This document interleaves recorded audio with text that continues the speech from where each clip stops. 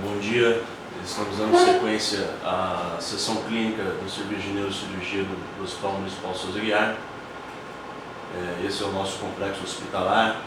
Aqui a gente traz a relação dos nossos dados de 2012, com cerca de 8.000 cirurgias e cerca de 532 neurocirurgias, fora as cirurgias dos nossos hospitais satélites.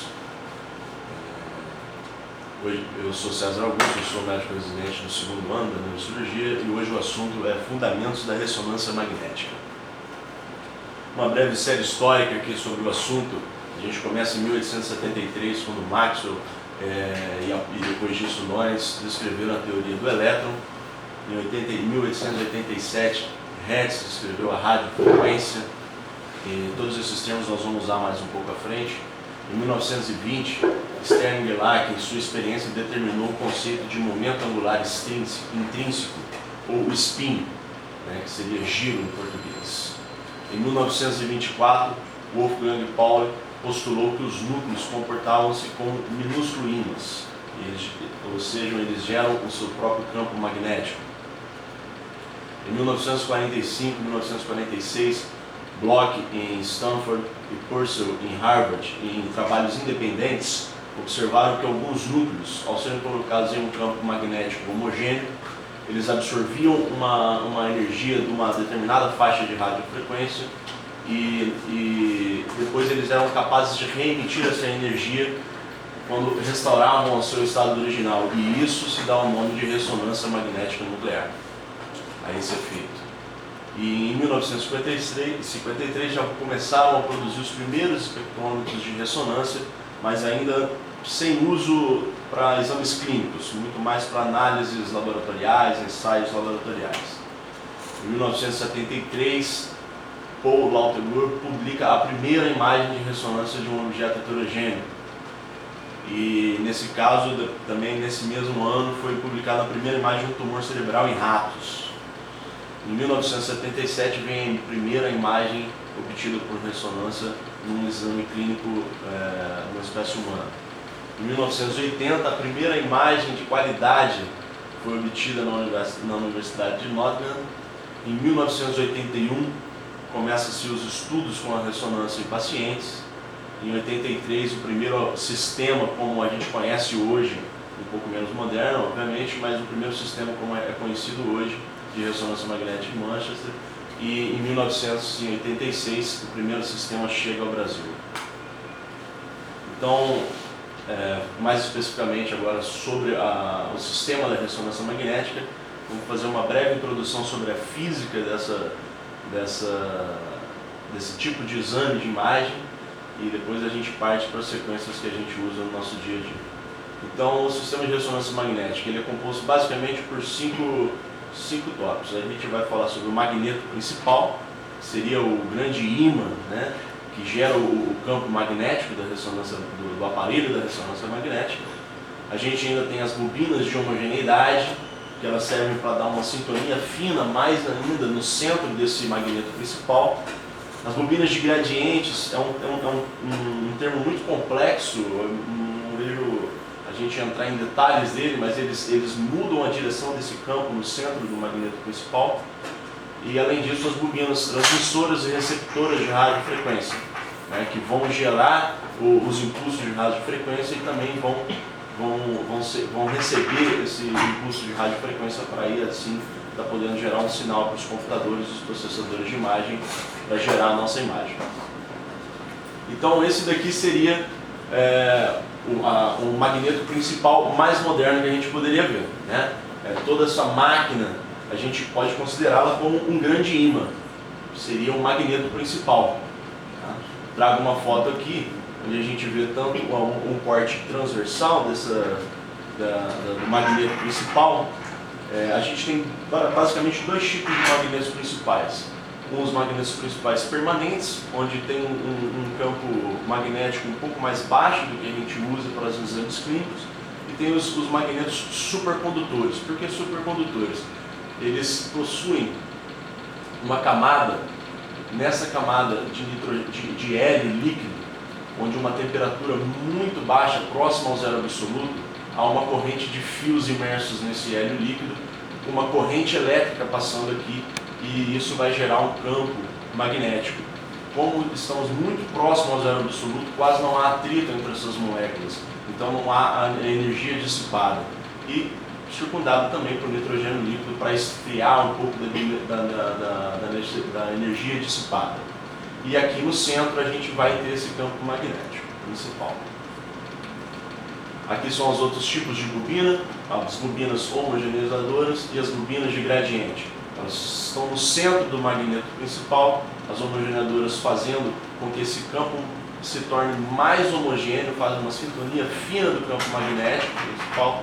E as bobinas de gradiente, a gente consegue ter uma outra foto um pouco mais detalhada, onde cada tipo de bobina aqui vai mudar o eixo desse campo magnético para a gente tentar mudar assim a direção do nosso campo magnético para gerar uma imagem. E essas são as bobinas receptoras ou transmissoras. E tem algumas também que são tanto transmissoras e receptoras ao mesmo tempo.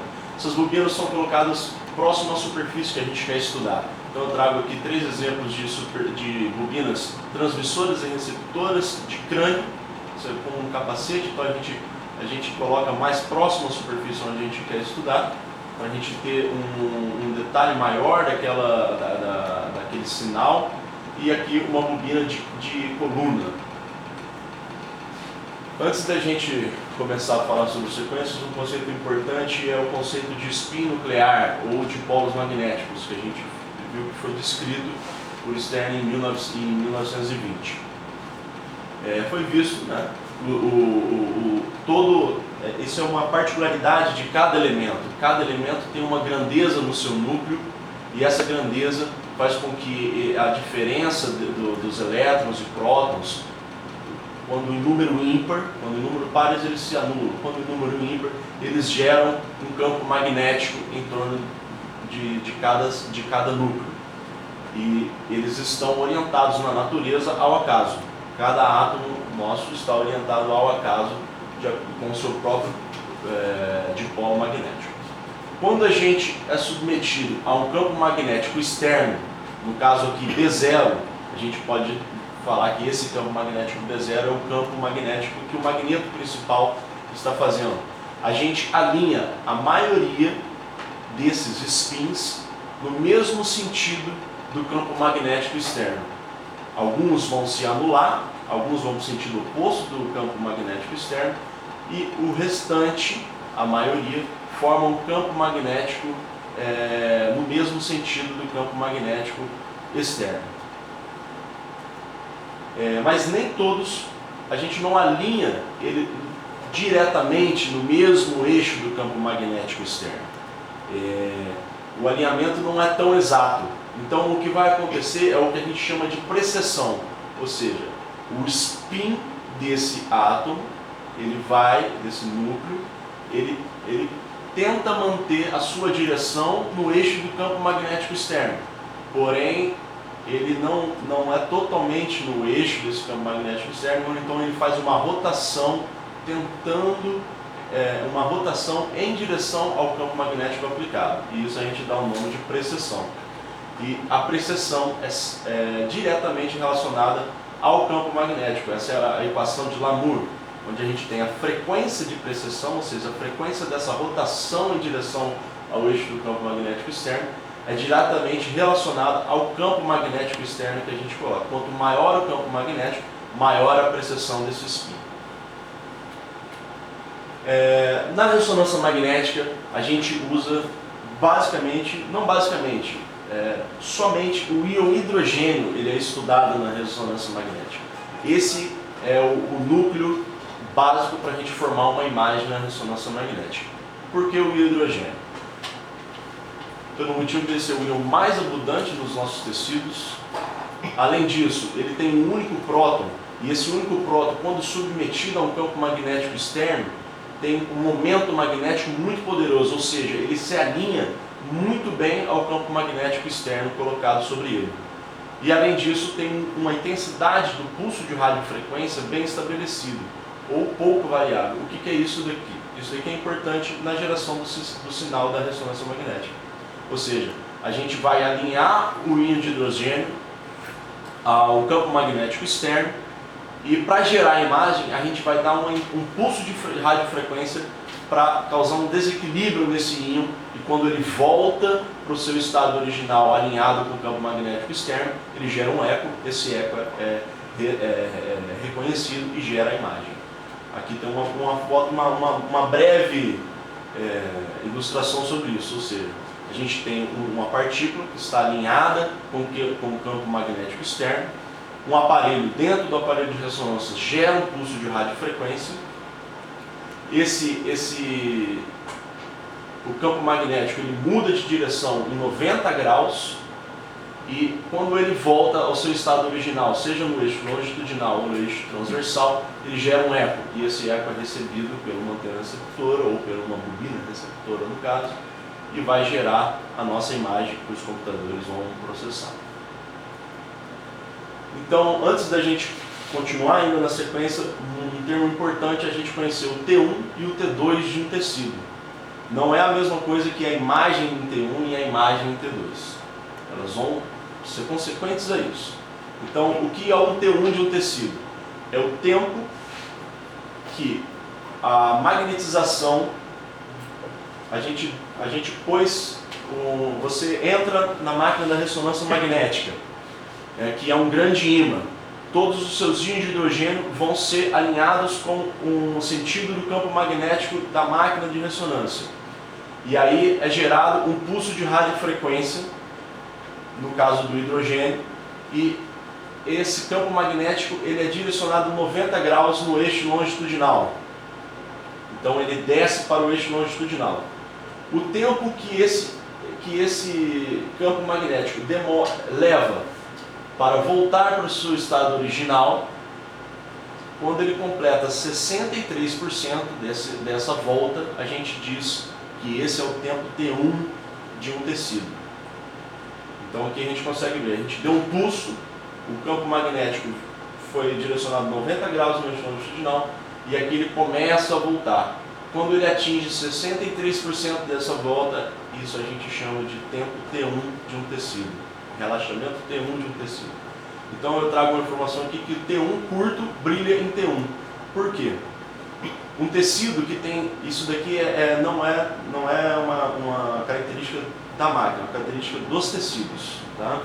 Então um tecido que tem um T1 curto, ele vai brilhar muito em T1. Por quê?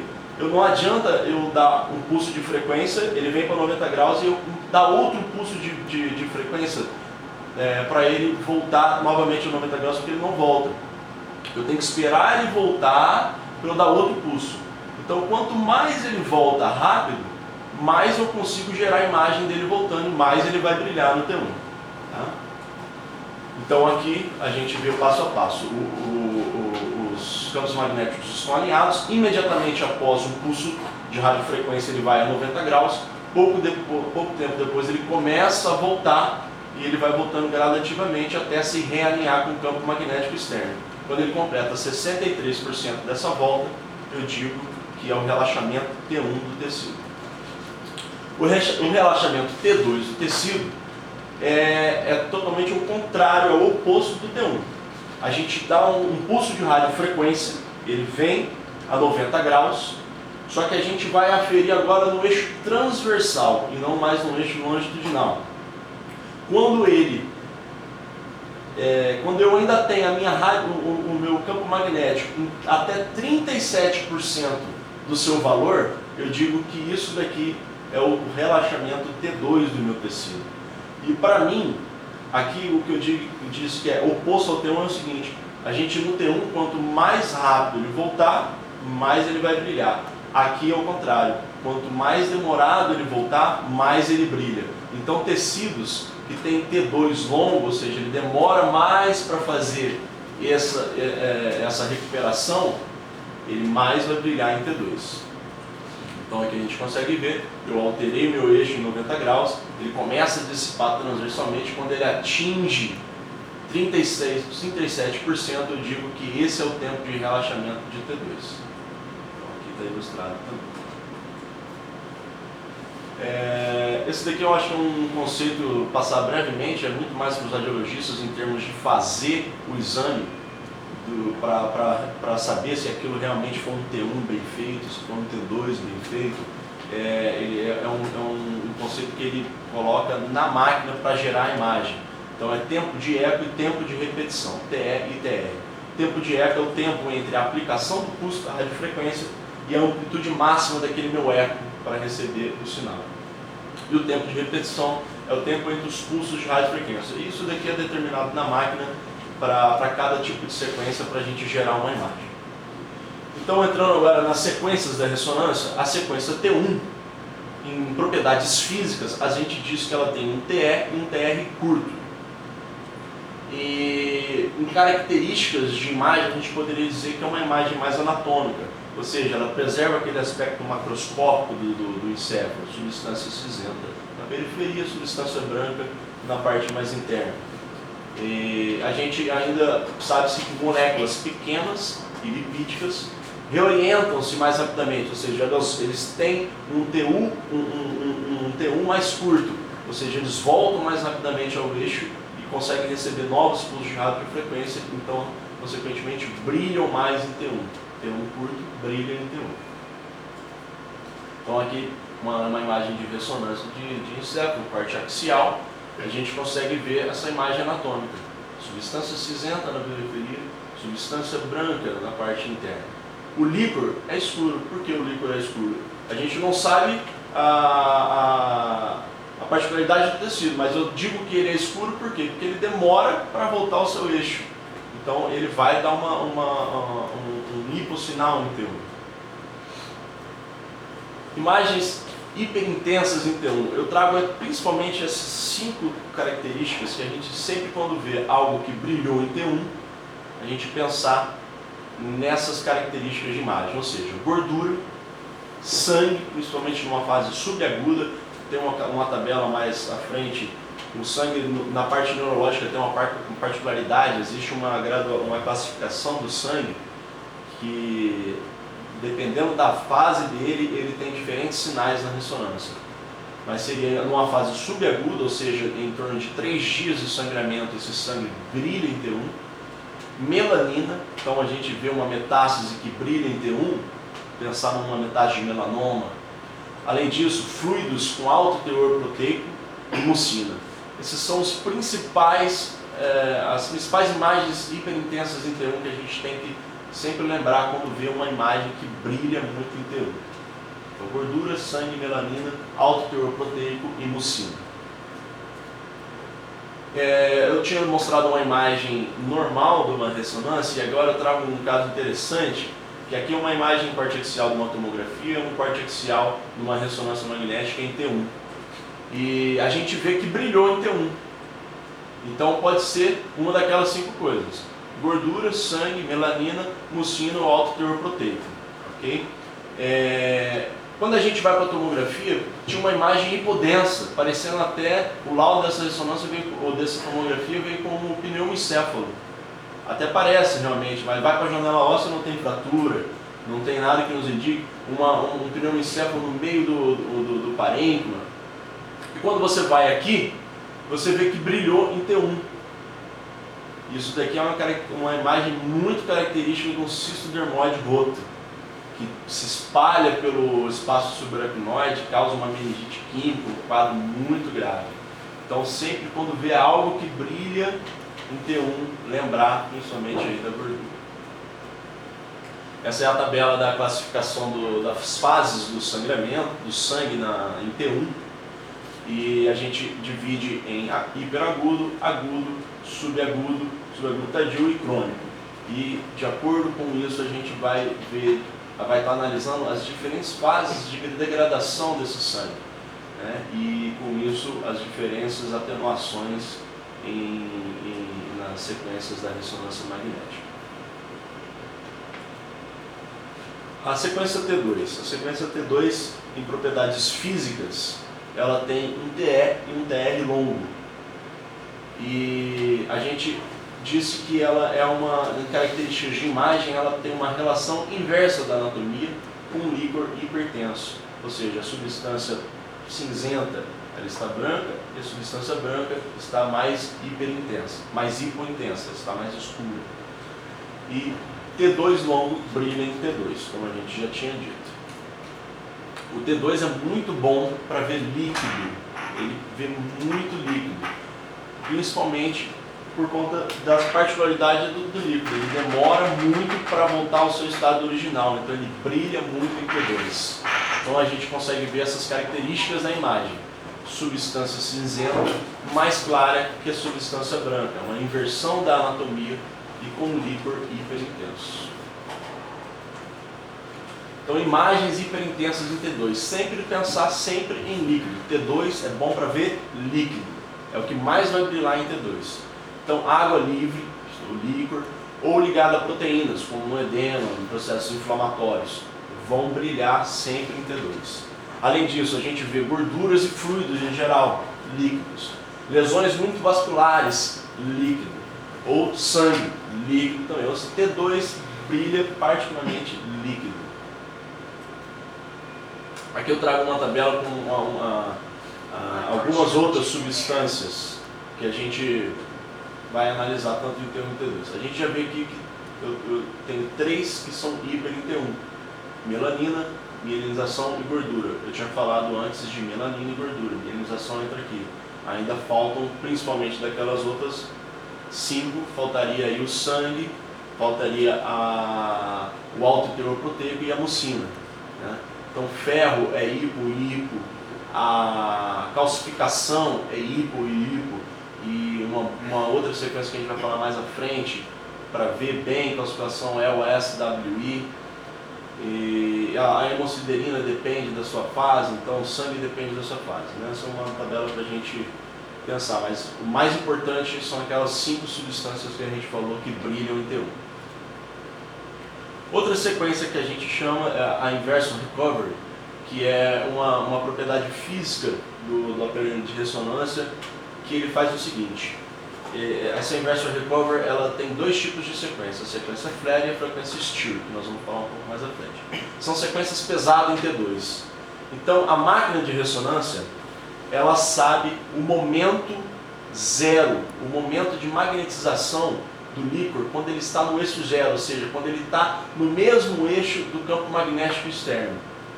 E eu vou gerar um pulso de radiofrequência quando eu sei que o momento magnético do líquor está em zero, ou seja, eu não vou mudar o eixo do líquor, eu não vou jogar ele para 90 graus. Então, quando ele não vai para 90 graus, ele não gera o eco e não gera a imagem. Então, ele é basicamente um T2 com supressão do líquor. Ou seja, eu vejo tudo que eu joguei a 90 graus, menos o líquor, porque o líquor estava em repouso nesse momento. Então, eu não joguei ele a 90 graus, ele não gera um eco. Então, o T2 é uma imagem em T2 que suprime o líquor. É ótima para visualizar alterações do parênquima, como edema, como gliose. E eu trago uma observação, por exemplo, no GBM. Tem que lembrar do aspecto infiltrativo do GBM, que a gente às vezes pode achar que é só edema, aquilo que está brilhando, e às vezes é lesão tecidual, é infiltração do tumor. E a gente vai diferenciar isso principalmente pela perfusão. A gente vai ver que aquela área que brilha não é edema, ela tem uma alta perfusão. E ali nós vamos guiar a nossa biópsia, ali a gente vai guiar o nosso acesso cirúrgico. Então, o flare, ele é a característica da imagem de T2, inversão da anatomia, substância cinzenta mais branca, substância branca mais escura. E com o líquor preto, por quê? Porque ele suprime o líquor. Nessa ressonância a gente consegue ver alterações periventricular, ou seja, a gente lá no T2 pode ver tudo brilhando aqui. A gente não vai saber se era líquido, do líquor, que pode estar em alguma cisterna, ou é alguma alteração do parênquima realmente. Então a gente suprime o líquor e aí a gente consegue ver que aquilo que brilhava não era um líquor numa cisterna, não era um líquido livre, é uma alteração do parênquima realmente. Isso daqui é típico de microangiopatia, áreas de gliose. Outra sequência da inversion recovery é a sequência STIR. Também é uma sequência pesada em T2, ou seja, eu tenho uma imagem em T2, só que no caso do STIR, a máquina, como sabia o momento zero do líquor, a máquina sabe o momento zero da gordura. Então é um T2 com supressão de gordura. Eu suprimo a gordura.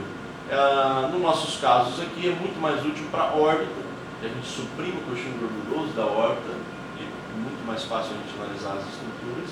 E também muito importante para a coluna vertebral. A gente vê quando tem uma lesão perivertebral, a gente suprime a gordura peridural, a gordura próxima aos corpos vertebrais, a gente consegue ver mais os limites dos corpos vertebrais.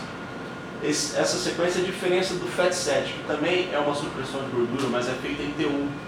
Só que, ao contrário do estilo do Frere, onde é a máquina de ressonância que sabe o momento de gerar o pulso de radiofrequência suprimindo esses elementos, o FAT7 ele é um software que faz isso. A gente tem a imagem T1 e o software faz com que a gordura seja suprimida, e não a máquina da ressonância. Uma sequência muito importante para a gente, no meio da neurocirurgia, sequência da difusão, também ponderada em T2. A definição ela avalia o coeficiente de difusibilidade da água. Ou seja, tem vídeos interessantes, se não deu para colocar nessa aula, onde eles fizeram uma experiência do seguinte: um simples copo de água, e eles pingaram gotas de vinho sobre essa água. E ao observar o vinho se espalhando pela água, seria esse conceito de difusibilidade da água. No caso, a água seria o tecido e o vinho seria a água. Ou seja, a gente estaria vendo a água se difundir pelo tecido. Então a gente imagina que um tecido que tem células muito compactas, eles não vão difundir essa água. A água não vai ter uma difusibilidade ali. Então a gente já pensa que é uma lesão hipercelular, ela é ótima para ver lesão hipercelular. Outra coisa que não se difunde, pus, é ótima para abscesso. Ou seja, essas duas lesões, lesões hipercelulares, lesões purulentas, elas têm restrição na difusão. O que é a restrição na difusão? Ela brilha na difusão. Por quê? Porque deve ter um alto teor de líquido ali, porque é uma imagem T2 a gente vê líquido, mas quando a gente põe no mapa de ADC, que serve para comparar na difusão, ela é escura. Ou seja, ela não tem um efeito T2. Porque, o que é o efeito T2? É o efeito do líquido, né? A gente vê muito líquido em T2. Brilhou na difusão, pode ser líquido ou pode ser alguma lesão estrutural. Como é que eu vou saber se é lesão estrutural ou se é líquido? Eu boto no mapa de ADC. O mapa de ADC suprime o efeito D2, ou seja, ele tira aquele líquido. E eu vou ver se aquilo ali realmente era um líquido ou se é uma lesão estrutural. Então a gente tem aqui uma sequência em difusão e o mapa de ADC. A gente vê que algo brilhou próximo aqui ao tálamo e ficou escuro no ADC, ou seja, eu tenho uma restrição à difusão. Isso aqui é uma característica de uma isquemia hiperaguda. É uma das coisas que a gente consegue identificar no AVC isquêmico agudo. Ou seja, tem lesão estrutural aqui. Isso daqui não é uma encefalomalácia preenchida por líquido que brilhou. Isso daqui é uma lesão estrutural, está tendo edema, está tendo lesão das células aqui, e isso é mostrado aqui, que não é líquido preenchido, é lesão estrutural. Uma outra sequência importante, a gente já falou um pouco na hora que a gente falou do GBM, é a perfusão. A perfusão, até mesmo para fazer essa aula eu fiquei pensando, por que fazer perfusão sendo que eu já faço contraste? As duas não vão avaliar a mesma coisa? Mas não, é totalmente o contrário, realmente. A perfusão ela avalia a angiogênese, a presença de neovasos, ou seja, a vascularização tecidual ou a neovascularização de uma lesão. Então a gente quer ver a angiogênese de uma lesão. Aqui a gente consegue ver que algo brilha muito aqui. Deve ter algo com um alto crescimento aqui, com uma angiogênese acentuada. Diferente do uso de contraste, onde o uso de contraste ele serve para mostrar a quebra da barreira hematoencefálica e não para dizer se aquela vascularização, se aquela lesão é muito vascularizada ou não. Ele mostra a quebra da barreira encefálica. O que o gadolino faz? Ele aumenta o relaxamento de T1 e T2. Se a gente lembrar que o T1, quanto mais rápido ele for, mais ele vai brilhar, o gadolino faz isso, ele faz com que ele relaxe mais rápido e assim ele vai brilhar aquele tecido que a gente está infundindo o contraste. Então por que a gente só faz contraste em T1? Porque ele faz acelerar o tempo de relaxamento. Se eu acelero o tempo de relaxamento em T1, eu faço brilhar. Se eu acelero o tempo de relaxamento em T2, eu faço ficar escuro. Porque o T2 é o oposto. Quanto mais ele demora para relaxar, mais ele brilha.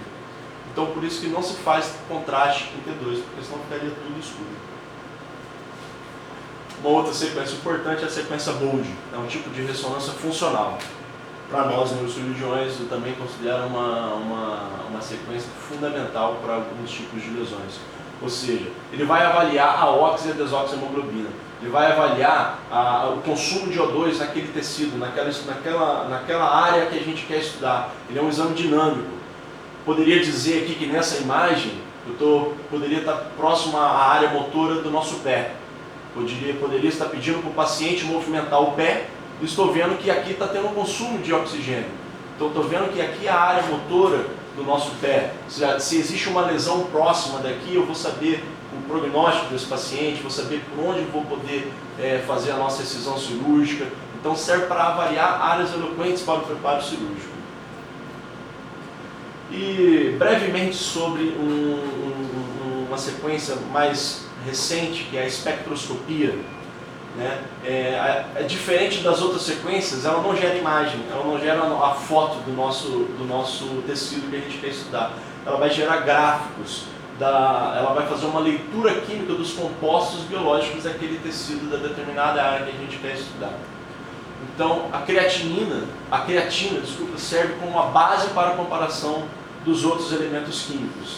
Trago aqui rapidamente alguns elementos de maior importância, como o lipídio, o lactato, que quando tem um pico em comparação com a creatinina, é muito sugestivo de necrose naquela área. A colina, quando tem um pico, é muito sugestivo de alto turnover celular. E o mioinositol é muito sugestivo de população neuronal. Então, a gente, por exemplo, nos estudos da demência, a gente olhar para o hipocampo e procurar o pico de mioinositol para ver a população neuronal daquela determinada área. Além do citrato e outras coisas que são demonstradas nesses gráficos, mas que ainda estão muito em estudos, é uma análise muito complexa isso. Bom, então esse foi o que eu tentei mostrar para a gente ter pelo menos uma ideia de como analisar as imagens de uma ressonância. Obrigado. Parabéns.